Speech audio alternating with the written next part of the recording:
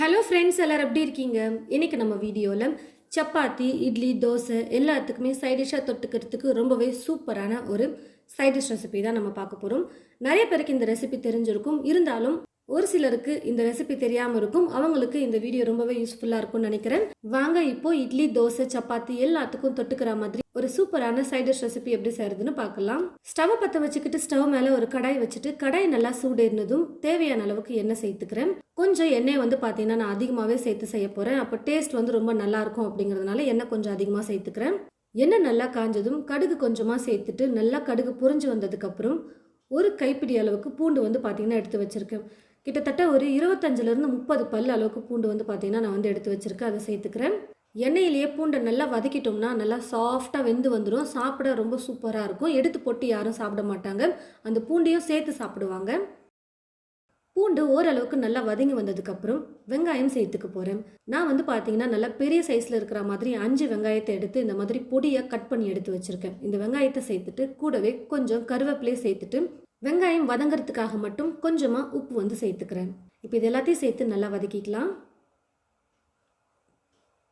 பாருங்கள் ஃப்ரெண்ட்ஸ், முதல்ல சேர்க்கும் போது எந்த அளவுக்கு வெங்காயம் அதிகமாக இருந்துச்சு, இப்போ வதங்க எவ்வளோ கம்மியாக வந்திருக்கு பாருங்கள்.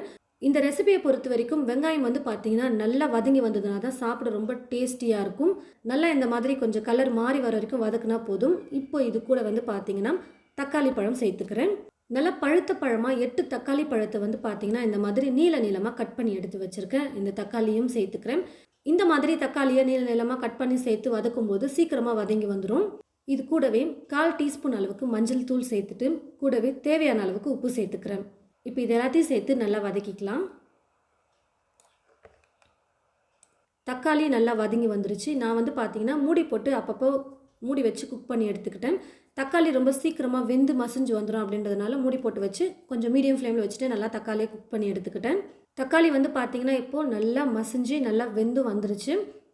இப்போ இது கூட காரத்துக்கு தேவையான அளவுக்கு மிளகாய்த்தூள் சேர்த்துக்கிறேன்.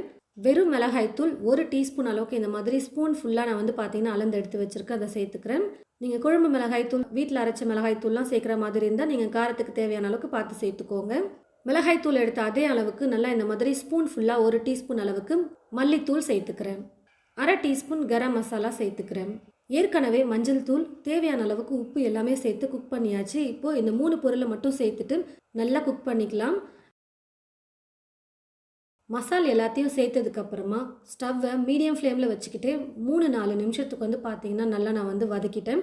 தக்காளியில் ஈரப்பதம் இருக்கிறதுனால நம்ம மசாலாம் சேர்த்ததுக்கப்புறமா ஸ்டவ்வை மீடியம் ஃப்ளேமில் வச்சுட்டு ஒரு 3-4 நிமிஷத்துக்கு குக் பண்ணும்போது அடிப்பிடிக்காமல் நல்லா குக் பண்ணி எடுக்க முடியும். நல்லா இப்போது எல்லாத்தையும் சேர்த்து வதக்குனதுக்கப்புறம் தேவையான அளவுக்கு தண்ணி சேர்த்துக்கிறேன். உங்களுக்கு இந்த தக்காளி தொக்கு பார்த்தீங்கன்னா எந்த அளவுக்கு கெட்டியாக வேணுமோ அதுக்கேற்றது போல் தண்ணியை சேர்த்துக்கோங்க. இந்த மசாலுடைய பச்சை மணமெல்லாம் போகணும். அதனால் குறைஞ்சது ஒரு 8லேருந்து 10 நிமிஷத்துக்கு நம்ம குக் பண்ணாதான் நல்லா கொதிச்சு நல்லா குக் ஆகிட்டு வரும்போது டேஸ்ட் பார்த்தீங்கன்னா ரொம்ப சூப்பராக இருக்கும். நான் கொஞ்சம் கெட்டியாக தான் பார்த்தீங்கன்னா தொக்கு செய்ய போகிறேன்.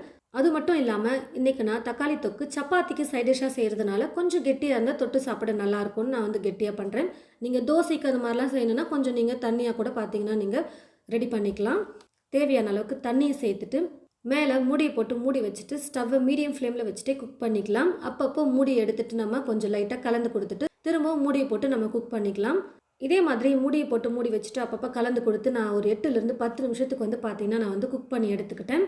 நல்லா தக்காளி தொக்கு கொஞ்சம் கெட்டியான பதத்துலேயும் இருக்குது. நல்லா டேஸ்டியாகவும் நல்லா குக் ஆகிட்டு வந்துருச்சு. இது கூடவே கொத்தமல்லி வேணும்னாலும் நீங்கள் நல்லா பொடியாக கொஞ்சம் ஒரு கைப்பிடி அளவுக்கு கொத்தமல்லியை கட் பண்ணி சேர்த்துக்கோங்க. தக்காளி தொக்கு நல்லா டேஸ்டியாக ரெடி ஆகிடுச்சு. இப்போ நான் ஸ்டவ் ஆஃப் பண்ணிக்கிறேன். ரொம்பவே சூப்பராக சப்பாத்தி, இட்லி, தோசை எல்லாத்துக்குமே தொட்டு சாப்பிட்றதுக்கு அவ்வளோ சூப்பராக இருக்கும் இந்த சைட் டிஷ். வெறும் இட்லி, தோசை, சப்பாத்திக்கு மட்டும் இல்லாமல் சாதத்தோடு பிசைஞ்சு சாப்பிடவும் அவ்வளோ ரொம்ப டேஸ்டியாக இருக்கும். நான் சொன்ன இதே அளவுகளை கொண்டு நீங்கள் உங்களுடைய வீட்டில் இது போல் ட்ரை பண்ணி பாருங்கள். காரம் மட்டும் உங்களுக்கு எவ்வளோ வேணுமோ அதுக்கேற்றது போல் முன்ன பின்ன அட்ஜஸ்ட் பண்ணிக்கோங்க. தக்காளி தொக்கு நீங்கள் உங்களோட வீட்டில் ட்ரை பண்ணி பார்த்துட்டு எப்படி இருக்குன்னு சொல்லிட்டு மறக்காமல் கமெண்ட் பாக்ஸில் கமெண்ட் பண்ணுங்கள். இந்த வீடியோவை மற்றவங்களுக்கும் ஷேர் பண்ணுங்கள். இது போல் நிறைய ரெசிபீஸ் பார்க்க தமிழ் ஃபுட் மசாலா சேனலை மறக்காமல் சப்ஸ்கிரைப் பண்ணிக்கோங்க. கூடவே பக்கத்தில் இருக்கிற பெல் ஐக்கானை கிளிக் பண்ண மறந்துடாதீங்க. தேங்க்யூ.